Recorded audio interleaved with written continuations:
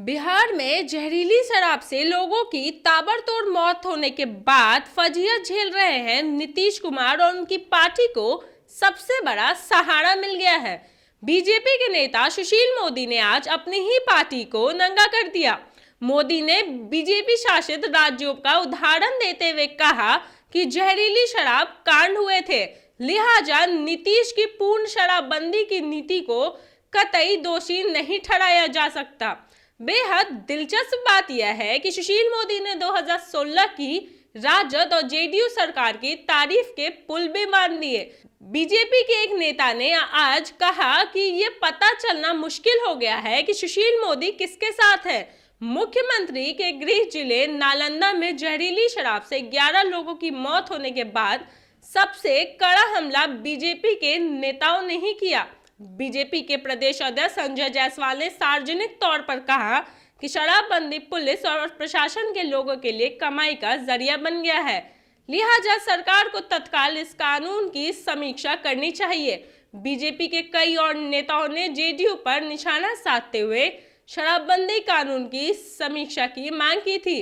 सोमवार को बीजेपी नेता सुशील मोदी मैदान में उतरे और अपनी ही पार्टी को बेनकाब कर दिया। सुशील मोदी ने कहा कि पूर्ण शराबबंदी की नीति का जहरीली शराब से कोई वास्ता नहीं है। जिन राज्यों में शराबबंदी नहीं है वहां भी जहरीली शराब से मौतें हो रही हैं। मोदी ने कुछ राज्यों का उदाहरण भी दिया। वे मजेदार उदाहरण हैं। सुशील मोदी ने कहा कि महाराष्ट्र में शराबबंदी नहीं है, लेकिन 2015 में महाराष्ट्र में जहरीली शराब से 102 लोगों को मर गए थे। दिलचस्प बात यह है कि 2015 में महाराष्ट्र में बीजेपी की ही सरकार थी और देवेंद्र फडणवीस उनके सीएम थे। सुशील मोदी ने दूसरा उदाहरण देते हुए उत्तर प्रदेश और उत्तराखंड में शराबबंदी नहीं है, फिर भी 2019 में जहरीली शराब से 108 लोगों की जान चली गई थी। ये दोनों राज्यों में भी बीजेपी की ही सरकार थी। दोनों राज्यों में चुनाव हो रहे हैं और बीजेपी फंसी है, फिर भी मोदी ने चुनाव के वक्त दोनों राज्यों में जहरीली शराब से मौत का मामला जिंदा कर दिया है।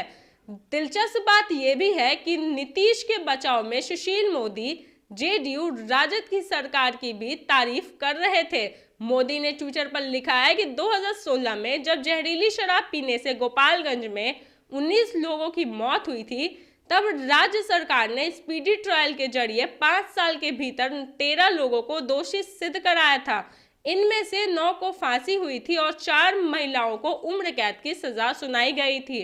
आपको याद होगा तो 2016 में बिहार में जेडीयू और राजद की सरकार थी और बीजेपी उस वक्त एक विपक्ष की पार्टी थी। मोदी ने जेडीयू राजद सरकार की भी तारीफ कर डाली। सुशील मोदी ने कहा कि नालंदा की पटना के बाद भी सरकार उसी तरीके से स्पीडी ट्रायल कराकर दोषियों को सजा दिलाए।